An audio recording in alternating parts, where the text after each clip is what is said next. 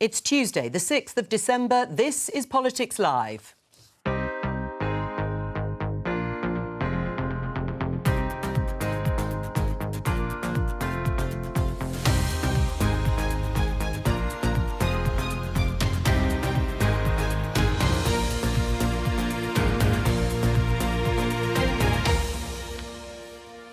Joining me today, Conservative MP Matt Warman, Labour's Angela Eagle, writer and academic Dalia Gebrial and Camilla Tominey from the Daily Telegraph. Today... No one knows the full truth. We know the full truth. Harry and Meghan are about to reveal details of life inside the royal family.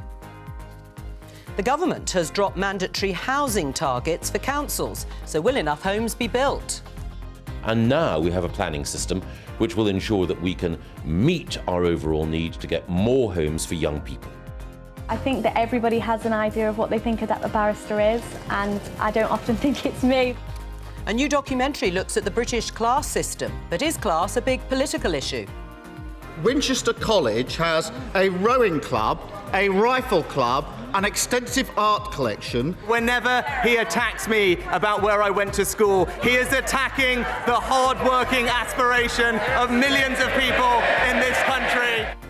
And should the government allow a new coal mine to be opened in Cumbria?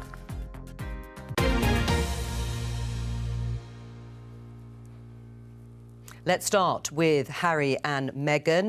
The Netflix documentary is going to begin on Thursday. It makes a number of the front pages of the newspapers. Let's have a look at The Sun. Netflix fakery storm, Sussex lies and videotape. This is about it containing footage unrelated to Meghan and Harry, although it is about general press intrusion. The Daily Mail has fury at Sussex's Netflix claim of war on Meghan. Very clear where those two papers stand. The Independent has a different take. I was terrified. Prince Harry calls out feeding frenzy over Meghan Markle relationship in full Netflix trailer, on the subject of which two trailers have been released by Netflix. Let's get a flavour of it. Let's have a look. No one sees what's happening behind the closed doors. I had to do everything I could to protect my family. When the stakes are this high, doesn't it make more sense to hear our story from us? It's really hard to look back on it now and go, what on earth happened? No one knows the full truth. We know the full truth. Let's start with you, Camilla. You've watched the Royals for years. You're plugged into what goes on, or at least some of it. Is this going to be a significant moment? Have they got something to say? I think they've already said what they've had to say. I mean, I think people are scratching their heads a little bit and wondering what's left to divulge. The trailers are obviously interesting because on one hand they're trying to fight against mis and disinformation, and yet there are some inconsistencies with some of the footage. Equally, he talks about a feeding frenzy, but as you can see from the front pages, this is creating more of a publicity storm, the kind of storm I thought they'd left the royal family to shield themselves from.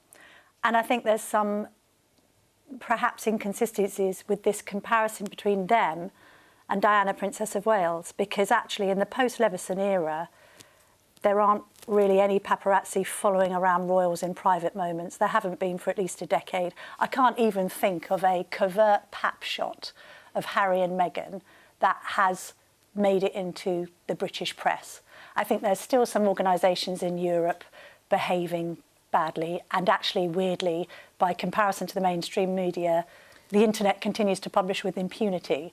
But this comparison doesn't quite sit right, because actually, in a way, compared with the Diana era, the royals haven't enjoyed more privacy, but yet these are royals who are now, with this documentary, I guess, invading their own privacy to tell their side of their truth. But there are two sides to every story, right? But one of the claims that Harry makes is that there's leaking, that there are stories that are planted deliberately to hurt the Sussexes. Is that true? Is that what goes on, Camilla?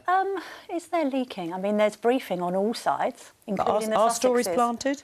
Are stories planted? Over the course of time, I would say there have been occasions where, certainly, if you look at his childhood, both William and Harry complained about stories being planted against them to better project and promote the Duchess of Cornwall, as she then was, the Queen Consort. And there was talk about the kind of spin and black arts that are often operated in politics, right? This kind of Machiavellian spin machine that goes into overdrive. I think in this case, I mean, it's 6 of one and half a dozen of the other, right?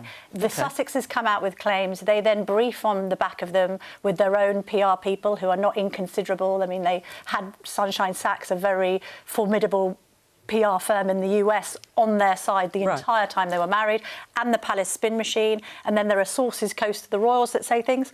Also, there are sources completely outside of all this that might brief different things into the press because they've been party to the couple's behaviour. Well, that is context. Dahlia, what do you think? Do you think they've got something to say, and do you want to hear it? Well, I think that the reason that we hear so much about them and why we're hearing more now is because they have been on the receiving end of an unimaginable amount of headlines. The British media cannot stop talking about this couple. And I think in that context, it's obviously understandable that they would want to put together their own side of the story and put it out there in a way that reflects their experience of the reality. And one thing that was said in the trailer that wasn't in this particular the particular clip that we showed was this idea that this was about race, right? And I think I have to completely agree, because oftentimes in Britain we think that racism only comes across in the form of, for example, racial slurs or like really explicit racist language. But the kind of unbelievable scrutiny and double standards that Meghan was held to. I don't know what this woman did to require the amount of hatred and punishment that she has had from the British media and from the royal family. And when you look at the kind of innuendos that we used to talk about her, you know, I just don't trust her. She's angry. She's an angry black woman. She's uppity. She's entitled. She doesn't understand how we work. These are all ways of marking her as an outsider. And we have seen that essentially as soon as they got married. Do you agree with that, Angela, that assessment? Well, obviously there are tensions, and they're now playing out and selling a lot of newspapers and filling a lot of front pages. So you never like to see sort of family dynamics work in that way, even if it's right in full view of everyone. I'd prefer everybody just to leave it alone and let them sort it out themselves, to be honest. I think there's a lot more important things that we need to be dealing with in this country than that kind of a soap opera. Do you want to hear more from Harry and Meghan? I just find the whole thing deeply unedifying, really. I can't imagine turning on the new Netflix documentary, really. You're not going to watch it? It's just not something for me. But there is clearly a huge market for it, and this is clearly fueling it. Response, Camilla, to what Dahlia said? Well, you know, the recent headlines have been because they've created them. I mean, I wouldn't be writing about it if they didn't come up with these 2 trailers and a 6-part documentary. Well, I mean, they've been the there's focus nothing of else so to much write about before the documentary. It's been relentless for the past several because they left years. the royal family and issued a statement saying that they wanted to seek financial independence in the US while also representing the Queen. The Queen turned round, the late Queen at the time, and said, no, you can't do that. And then ever since they left for the US for a quieter life, apparently, all they've done is made a load of noise. I haven't heard a single... In all of the press coverage and hullabaloo that we've seen, I bet it's only recently that we have actually seen anything coming directly from them. It's all been a media frenzy and a narrative surrounding them. We had a whole news story about the fact that someone made someone cry in the lead up to... I mean, I've never planned a wedding, but I thought someone crying was just the standard part of the process. Sorry, let's just set the record straight on this. It's all come from them. It's come from them with an Oprah Winfrey interview on prime time. It then came with an Apple Plus interview. It then came with a Spotify series. It then came from Meghan with her Archetypes podcast. So she's not allowed to... You just want her to disappear and stop and just take it all lying down. I'm saying you're the one who's surprised by the headlines, and I'm saying if they weren't putting this all out there, we wouldn't be covering it, would we? But the scrutiny precedes that. The hyper-visibility and the obsession with Meghan and Harry happened from the moment that they were married, before when they were still very up for being part of the royal... Well, there's always interest in members of the royal family. Yes, but it's very the same with William and Kate. It's very... Not all the coverage. Can I just ask, was it all motivated, do you think, as you see it, negative press coverage by racism? I think what happened was that, much like with Diana, Meghan was initially really popular, particularly with social media, which the royal family has less influence over. And that was seen to undermine the hereditary position of the crown, which is William. and race was the lowest hanging fruit to cut her down with, in the same way that misogyny was for Princess Diana. We're going to move on, but I'm just going to give you this piece of news. If you've been following the story, the Conservative peer, Baroness Mone, is taking a leave of absence from the House of Lords to clear her name over allegations about her links to a firm awarded contracts for personal protective equipment during the coronavirus pandemic. Now, the news emerged actually in the last hour or so as Labour prepared to force the government to release records relating to the awards of contracts to the company PPE MedPro. Reports denied by Baroness Mone have suggested that the peer may have profited. Lawyers for her have consistently denied any role or function in the company, and her lawyers have said she is not connected to PPE MedPro in any capacity. Let's have a look at this on the front page. The Guardian. The Prime Minister backs down on housing goals in face of pressure from Conservative MPs. Nearly 60 rebels have pledged to back a plan to ban or drop mandatory targets in England. The Housing Secretary, Michael Gove, has now offered councils more flexibility over meeting the government's set targets. Two of the Tory MPs who put pressure on Rishi Sunak to back down are Bob Seeley and Theresa Villiers, and they wrote this joint piece in the Daily Telegraph. Our house-building agreement with Michael Gove will help deliver the community-led planning system we need. The government's just caved in, haven't they? Well, I think they've listened to a sufficient number of MPs, and the fact that the Tory party has been having a row about planning is much as the Tory party has been doing over planning for a number of years. Where do you stand? Do you think that these house-building targets should be mandatory? So I think there is a real tension between MPs such as myself, who come from big rural areas where it's obvious that we need more houses, it's obvious that there is huge demand for more houses, right, and MPs who come from rural areas who say this is simply not... There isn't the democratic consent for this from my constituents, and trying to resolve that tension is the nature of having a broad church. What I would like is a planning system that actually functions. I don't think targets are a necessary part of that, but if they help, I'd have been happy to see them come into force. But I mean, what does it say about Rishi Sunak's authority? I mean, you get 60 rebels against mandatory house building targets, which you said homes that are desperately needed. You've got a target of 300,000 a year. You're going to hit it? Well, I think the answer historically is probably not, and if this house-building target would have helped, I would have absolutely 100% supported it. But I think the most important thing here is, look, these are genuinely felt beliefs on the part of these constituency MPs. Right, so you give in every time there is a genuinely felt concern by a couple of Tory MPs. It's the nature of democracy. It's not good leadership to simply try and force people to do things that they don't believe are in the interest of their constituents. Well, look, the Labour Party said that they would actually support the government in the vote on this, in the bill. We could have got it through if Rishi Sunak hadn't been so weak that he was going to give in to this kind of not in my backyard attempt by his own MPs to stop him reaching these house-building targets. We could have got this change through the Commons. The Prime Minister chose to let those people who are on housing waiting lists, young people who can't get access to their own houses and their own living areas, many of whom are paying massively increased rents with no security, can't start a family, as house ownership plummets. He didn't do anything about that. He took one look at 60 of his own MPs and turned round and fled. What's wrong with councils? What's wrong with councils having a bit more control over house building in their area? They know best.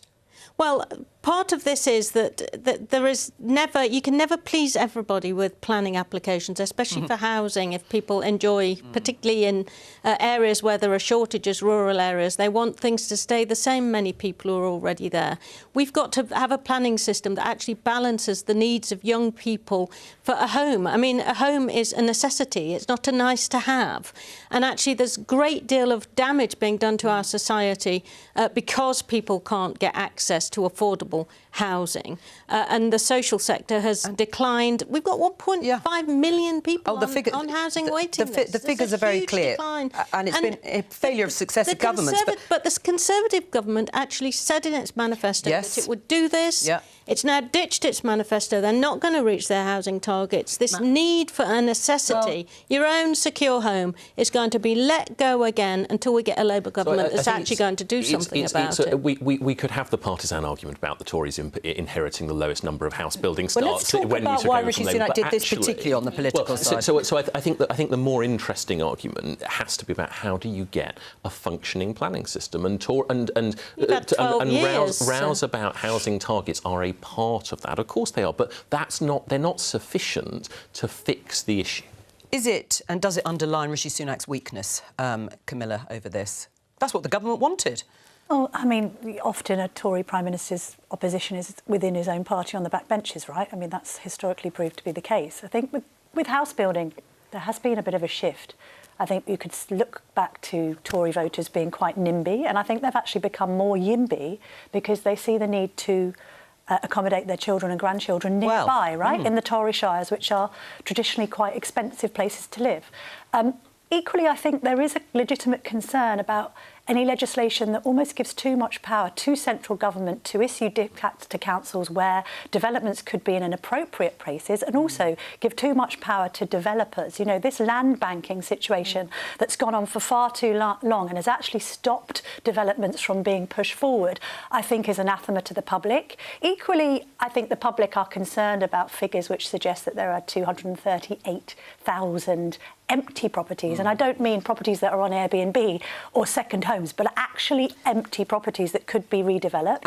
And the whole brownfield versus greenfield argument is a compelling one. Why build on the green belt when there are quite a few brownfield sites that could be these targets aren't about building on the green belt. But nobody's ever met targets, these targets aren't Labour about building on the green belt. No one's met its targets since Thatcher sold off the council houses. But Labour and Tories, the mandatory housing targets are not about green belt versus brown belt, and they're not about more effective use of the land that's been bought and land banked. The Conservative Party has had 12 years to do something to discourage property developers from land banking. Genuine question, At the same time, they've also taken many donations from property companies during their time in office. And I don't think those two things Why didn't Labour meet its target either? Why do successive governments of blue and red not meet their target? Well, what's interesting here is that this is what the government wanted to do. That's what it was committed to do, but has decided,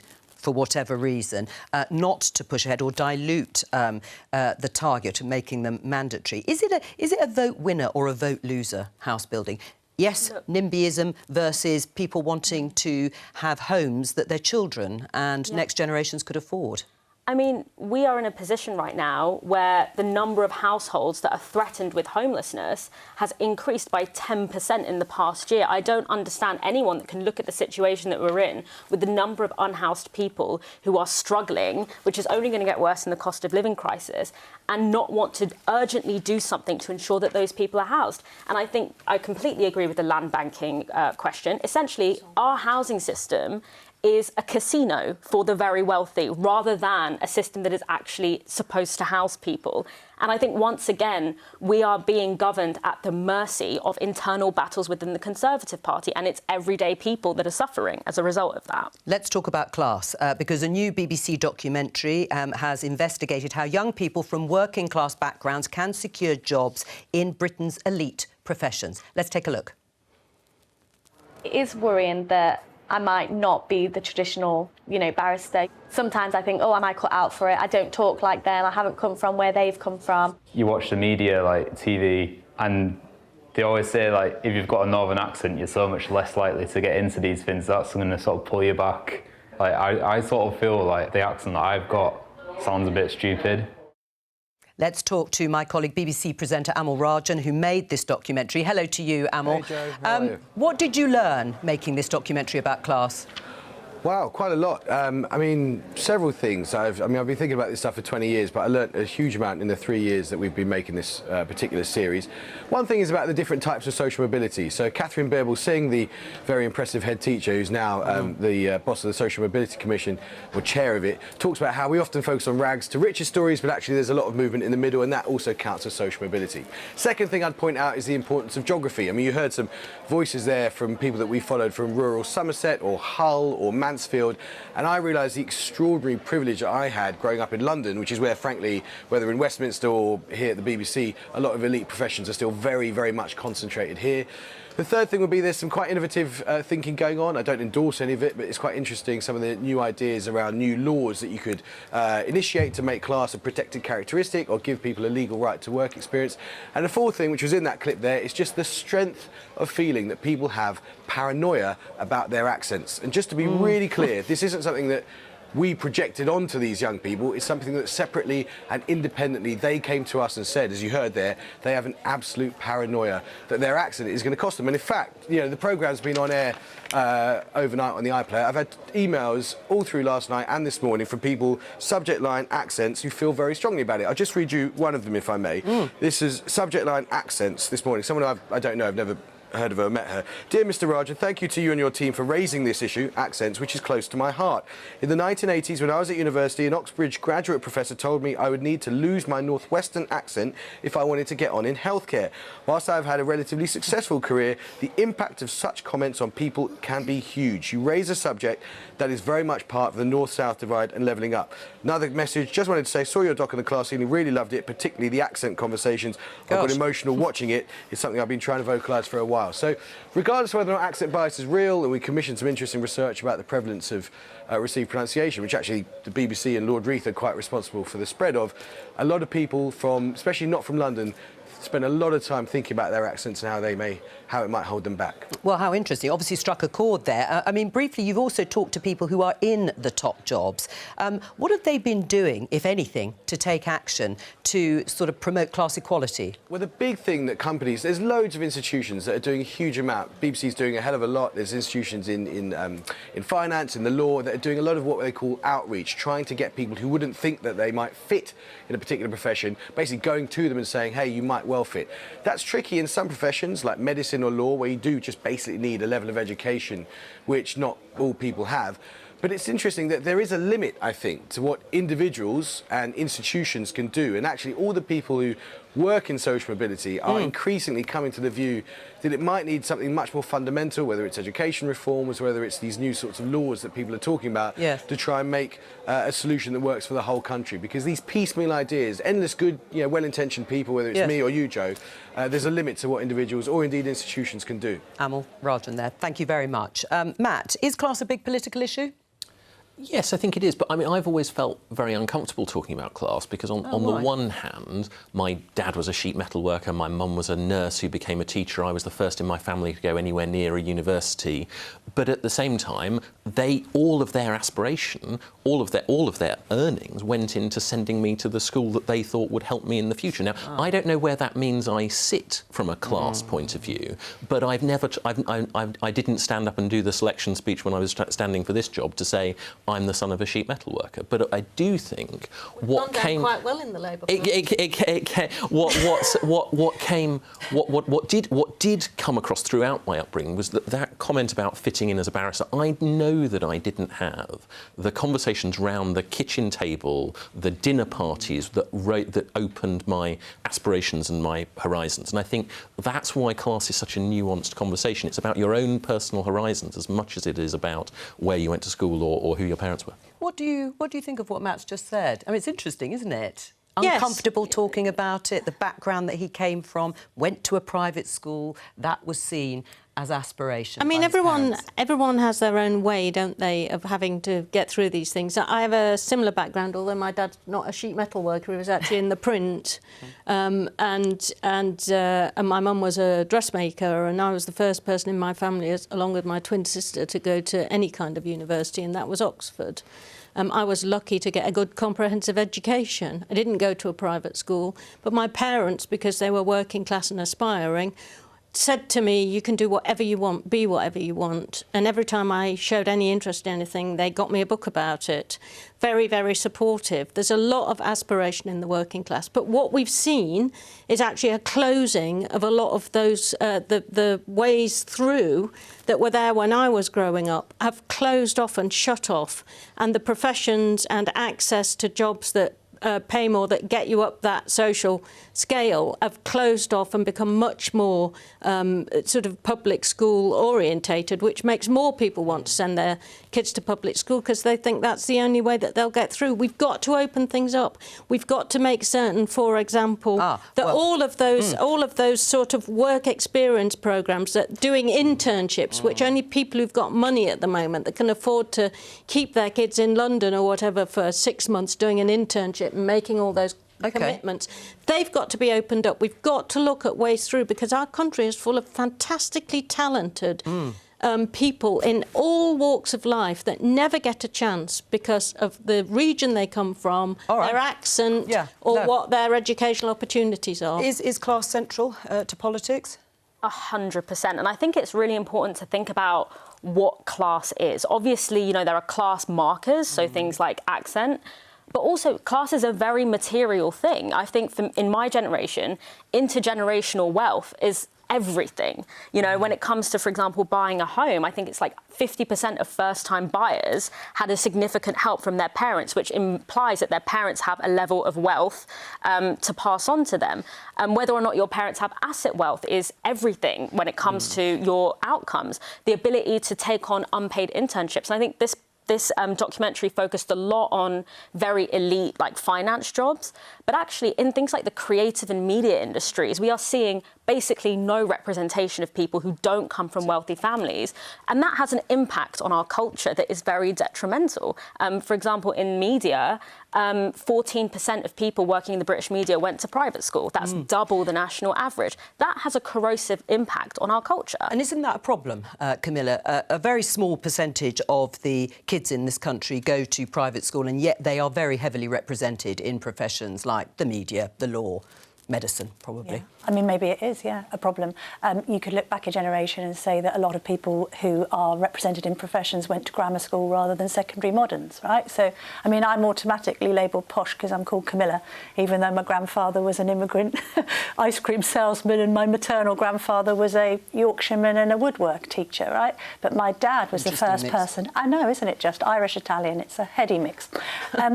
But I mean, Don't my get dad... on the wrong side of you. I know, especially with the ice cream. But, you know, my father was a NHS GP for years and years and years, and yet I consequently, I guess, have been raised to be a different class to my grandparents and my great-grandparents, and that sometimes happens. I don't think we should be pejorative about class against the working classes any more than the middle classes. Well, I looked it up, actually, the other day, how many people consider themselves middle class in this country, and it's around 59%. But then what does that term even mean? Right, well, of course, that is up for debate, as always. I mean, Labour's policy to put an end to tax breaks for private schools and use the money to improve standards in the state sector, is that going to be enough, Angela, to actually transform the issue of class? It's a start to say that when money is scarce, when the opportunity cost of having these kinds of tax breaks is that you're helping 7% of people who are already very privileged, when you could actually be putting that money to help 93% of people who are in ordinary state schools, when after all, I mean, if you look... the funding for education now per pupil in 2024, after the increases announced in the autumn statement, will still be 3% less than it was in 2010. So less and less money per head is being going into the state sector, and yet the private sector has got these tax breaks. Well, hang on there, but I mean, Keir Starmer was asked about the issue of abolishing private schools, not just taking away their tax breaks on the Today. No, he was asked about it on the Today programme, and it's been picked up in a couple of the papers. Let's have a listen to him. I'm not talking about, nor am I interested in, abolishing private schools. But why not?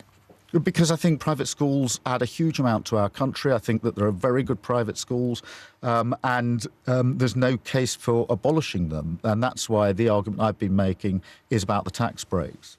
Is he right, Keir Starmer?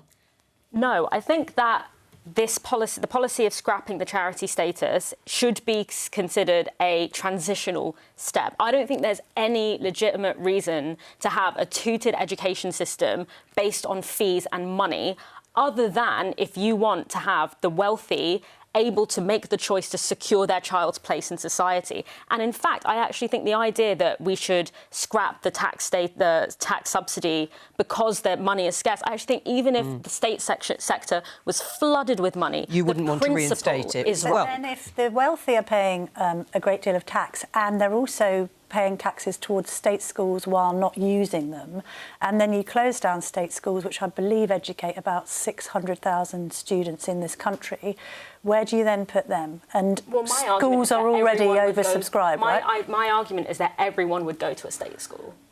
Well, I mean, so then you don't be have fair, a private this isn't Labour policy. It's not Labour policy, it's my policy. I understand, but I mean, I think rather than destroying institutions that some people wish to remain and use, you can actually repurpose them for the state. What you can actually do is create some of these opportunity pathways so that you can level up people's opportunities. That's what Labour governments have always wanted. The reality is that question to Keir Starmer got absolutely to the heart of it. This is economically illiterate virtue signalling. If you want to abolish private schools, then come out and say it. Don't pretend that there's a halfway house that is going to create a load of money that actually isn't sufficient to even cover the number of people that would end up in the state system as a result of this policy. Why do state schools have to pay business rates when public schools don't? I mean, it seems to me that equalising the treatment of that is the minimum that you could do. There are a range of things that you can do to improve people's opportunities and life chances.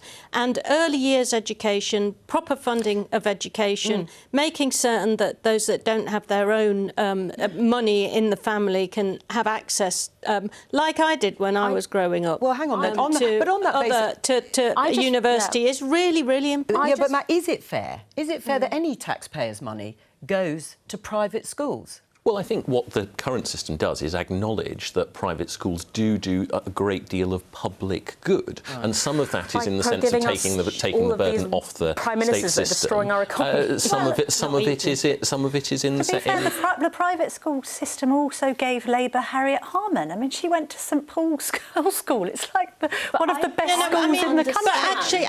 But I will come round to you. It produced Dame Kate Bingham, who has come out with the vaccine task force. I mean, why is it seen as a black mark against private school that it's produced some pretty successful pupils? Dahlia?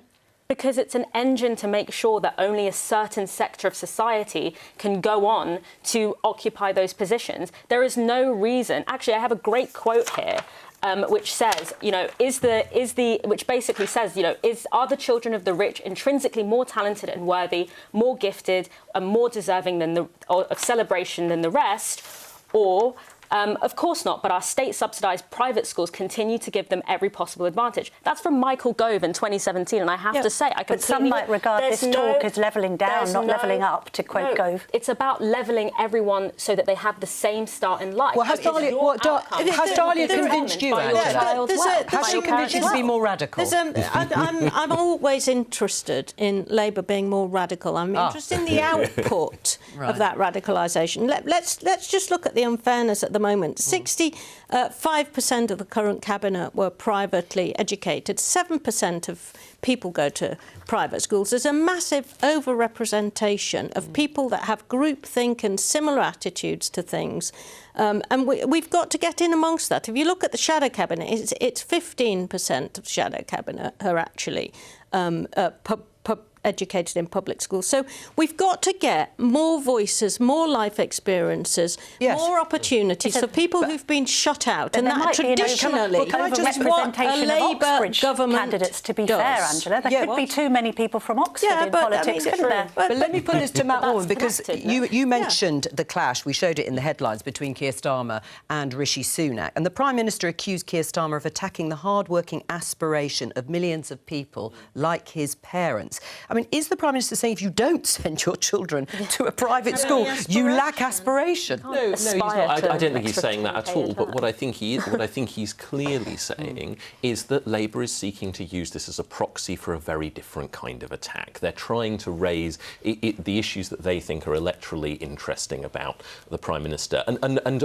that is the nature of politics. But I'd rather they were honest about what they were trying to do rather than trying to come up with what I say is clearly economically illiterate commensurate virtue signal. Let's have a look at this headline in The Observer. Cumbria coal mine plan is backward step, says Alok Sharma. Alok Sharma, president of COP26, the climate conference.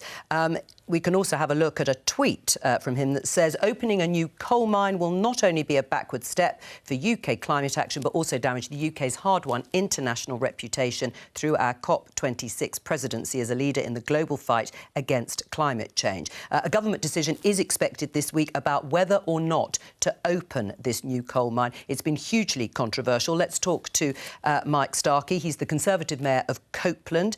He joins us from Whitehaven in Cumbria. Why do you want to open a coal mine? Well, first of all, the massively positive economic impact it's going to have on my area and for my community. You know, this mine will bring with it 500 direct jobs and 1,500 jobs in the supply chain. It's £160 million worth of private investment, and it will really make a huge positive difference to people's lives, and it will give this community an opportunity to diversify its economy, which is very much nuclear focused at the moment, and give real opportunities and hopefully, you know, help us retain some of the young people and attract new people into the area. When would these jobs actually come on stream if the decision to give it the go-ahead happens? Well, certainly over the next 18 months, we'll see a steady flow of jobs coming in. You know, these are real jobs. They're ready-to-go jobs.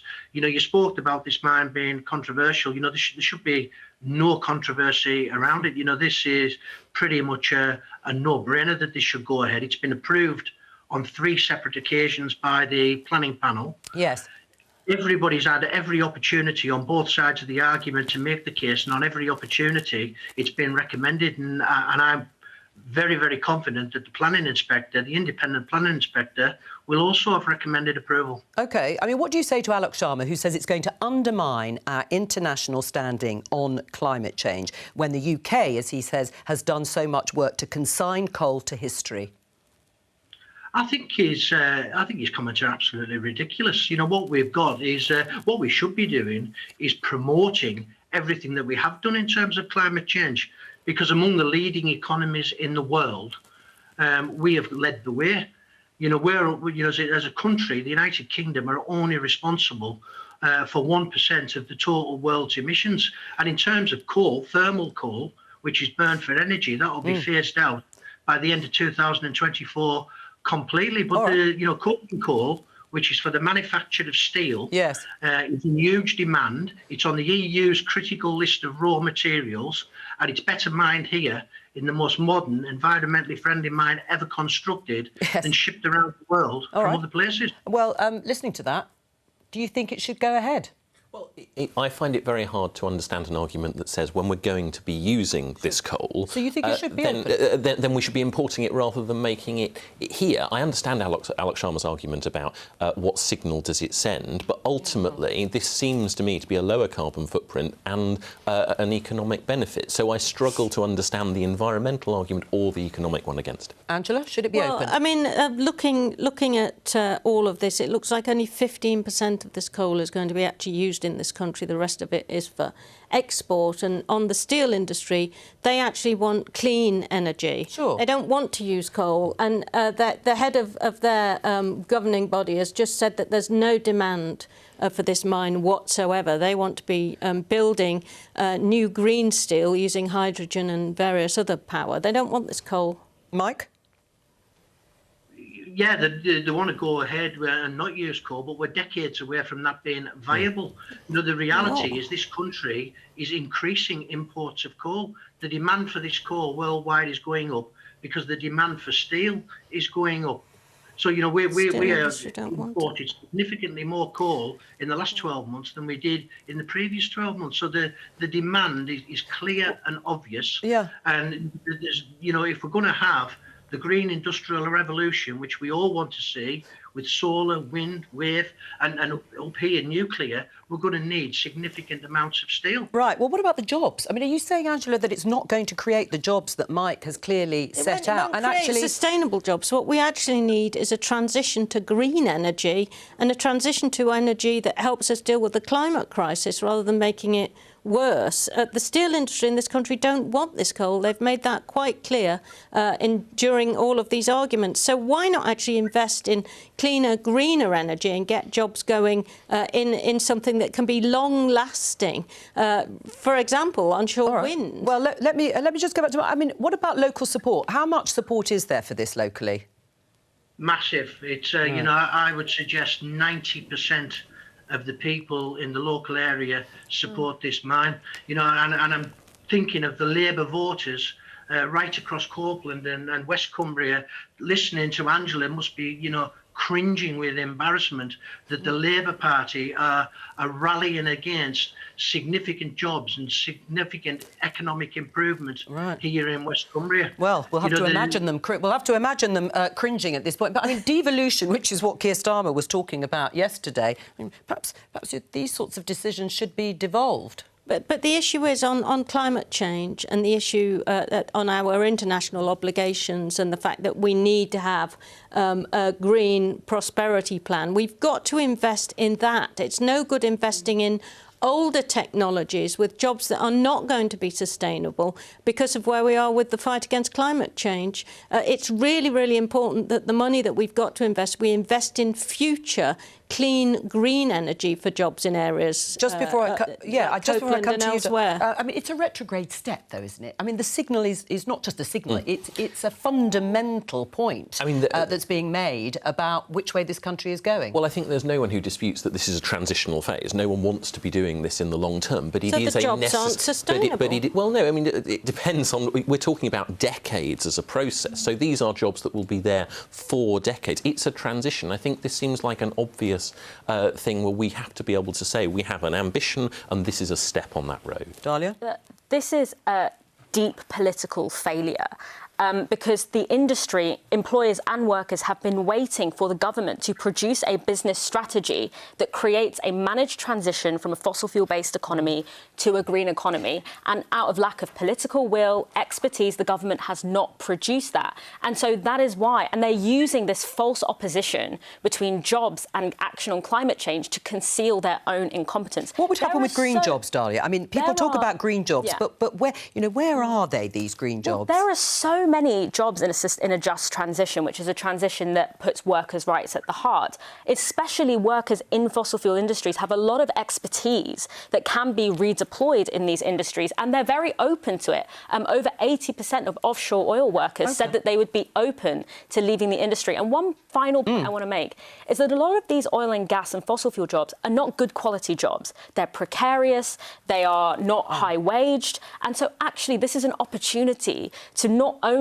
transition to an economy that is not going to destroy our sustainability and that is sustainable, but to actually produce jobs that are good quality, well-unionised, the political argument rights aside, with good employment. I think the political argument and the lack of planning is one thing, but because it is a transition, Mr. Starkey makes a good point, doesn't he, about needing something in the interim in order to fuel, literally, the building of the steel to then build the new non-fossil reliant industry. This coal is not appropriate for the steel industry. Exactly. But also, I think that I understand the concern because historically workers have been left behind in these kinds of transitions, like, for example, with deindustrialisation. But this isn't an answer. Well, let me get this from Mike, because these green jobs you talk about, would they be in your area, Mike? I mean, do you accept Dahlia's argument in terms of having... No, not at all. It's, you know, this mine's been rumbling on now for 7 years since it was, it was first came on the anvil. And, you know, the Friends of the Earth and other protesters against this mine have been speaking about these green jobs that we could have instead. Well, 7 years down the line, the number of those green jobs that's actually happened is a round figure of 0. All right, Mike. Over the last 7 years, not one of those jobs has been created. On that note, Mike, I'm going to have to stop you, but thank you very much for joining us. Thank you to all of my guests for joining us today on the programme. I'll be back tomorrow for PMQs at 11:15.